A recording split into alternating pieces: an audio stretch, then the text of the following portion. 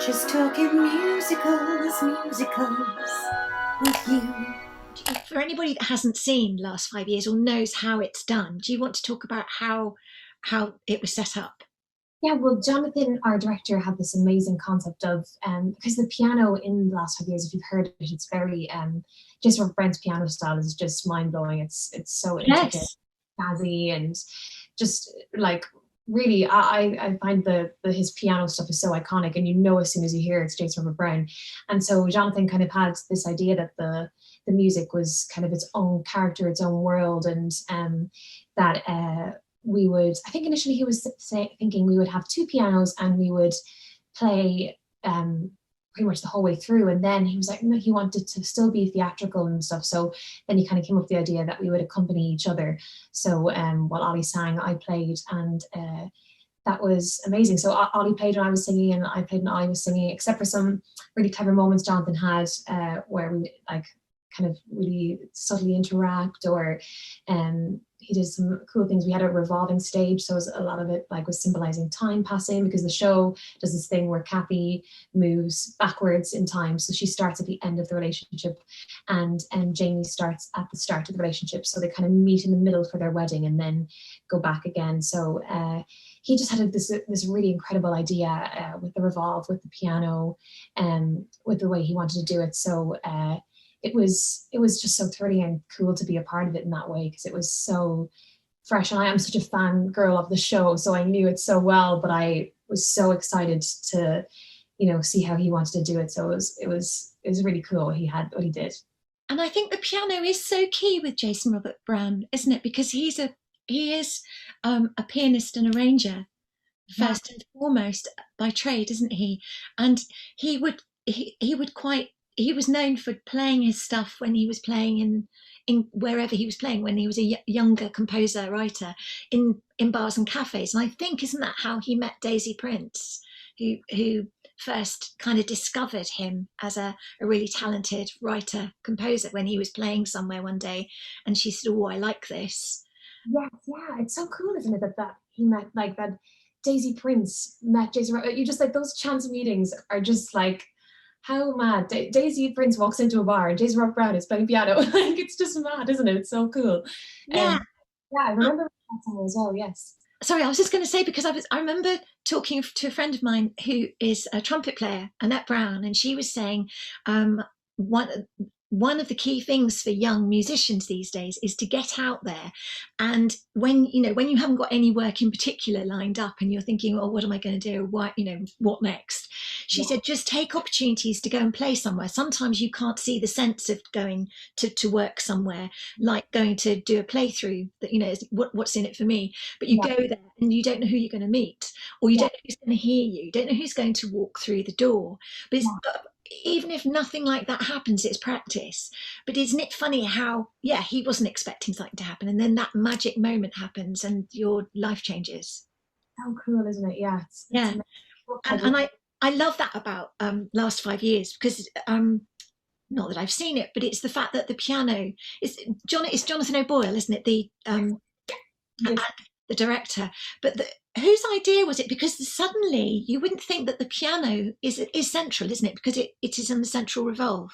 Yeah, yeah, totally. I think that was all his idea, to have the piano in the center and on the revolve, and um, yeah, it was just it's such a cool idea, and it was really, really, it brought so much more out of the piece that even me as like a fangirl of it, I didn't realize. So, all these different kind of themes that are in it, like kind of leitmotify stuff that you wouldn't really pick out, but when a character is actually playing it, you go, oh, they're playing that bit again. They played that bit when X happened, and so there was so many, like, for a music nerd like me, it was so exciting to hear all those things come through, and yeah, he's such a good idea. It was such a good idea. Yeah, and the costumes. So it's all quite sparse, I gather, isn't it? Yeah. But I hear that there's a whole thing with the costumes, that you have your wedding gear on underneath your other gear, so that there is that meeting point of what you wear for your wedding.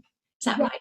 So how is that? Because I've seen pictures, but I haven't seen it in action. Well, the costumes actually, we went back and forth for a bit. Lee Newby, our designer, he's incredible, and because the whole setup of it and the design of it was very abstract, and it was kind of there's elements of it that were kind of reminiscent of a kind of supposed to be like a psychiatrist office, or kind of something that was all about undertones of music therapy. Were they playing to work something through? And so the costumes, Lee knew the costumes couldn't be naturalistic. You know, oh, she's on an audition, let's put her audition dress on, or she's so. He knew that they wanted the kind of wedding outfits to be the central element. Yeah. The rest of it would be kind of deconstruction of the wedding. So in the end, actually, I had a white trousers and a white top on for all of it, and then put on a white blazer for the wedding, which then eventually came back off. But I just loved it because I just presumed I'd wear a wedding dress, and I loved wearing a white suit. I thought it was really great because obviously in that show, it can be so much of the focus can be that it's a man and a woman and the difference between men and women, but it kind of put us as equals straight away. Just me not being in a dress and him being in a suit, we were both in suits, so I loved it in that regard. But the costumes were really clever. I thought Lee did such an amazing job with them, and they were so, for me anyway, like for my character, were so empowering, and loved them. I did see Rent, the original company of Rent, after Did you? it in the West End, on Broadway, about 3 months into the run, and it was electric. So that is a one of my top three. So what year was that, Cory? That would have been in. Because I want to say 94, but I might be wrong, and everybody will say, no, you moron. It could have been 96, 95, 96. Because the extra special thing about that shouldn't make it extra special is the story about Jonathan Larson, isn't it? Correct. And, the cast, all the cast knew Jonathan Larson. Yeah. And they all still felt his energy, and no one had left the company yet. So I did see it a few months later because I loved it so much. And it wasn't as electric. I mean, it was the second time I saw it, but I went the third time as well, and the cast had changed. And some of that, it happens in shows, it just loses some of that original spark. But seeing that first run was, just amazing. Oh, and it's legendary. I mean, and for anybody that doesn't know what happened to Jonathan Larson wrote it. He created it, didn't he? Yes. And then what happened to him the night before they opened? The night before he died. Yeah, he dropped dead. He'd gone to the hospital, I believe, hadn't he? And I think they'd said, "Oh no, it's just a virus. Help!" Yeah. And that was it. And he was only young. I mean, in the most extraordinary circumstance. And then his show pretty much opened knowing that. And I think part of the energy and the incredible energy that Rent must have had when you saw it the first time. For that, because that was absolutely in honor of him, wasn't it? Yeah. Oh yeah. And it was new, it was fresh, it was I was, to be honest, I wasn't really a fan of the rock musicals. I love, musical comedy. So that one hit me really out of left field. I didn't think I was going to like it all that much, but I loved it. I loved it. It's because it was very well written, and the music is very lyrical, isn't it? Yeah.